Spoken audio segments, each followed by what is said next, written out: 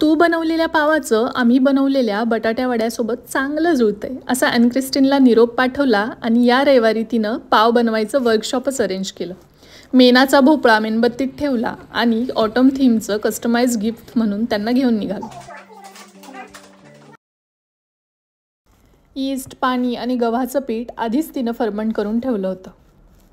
Oats टाकून बनवलेले healthy पाव बनणार होते आज. काही लोकांची एनर्जी, त्यांचा ऑरा अफलातून असतो.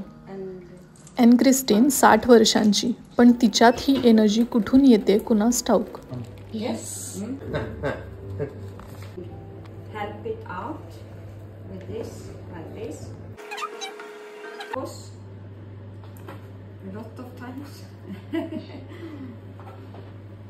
They've been a little bit different shapes and yes. कोणत्याही ठिकाणी किंवा कुठल्याही वेळी आपण कॉफी घेत असू आणि सोबत गप्पा मारत असू तर त्याला फिका अशी स्वीडिश टर्म आहे. पावाची दुसरी बॅच बेक होईपर्यंत स्वीडनची सिग्नेचर डिश मॅश पटेटोज लिंगनबेरी सोबत खाल्ले.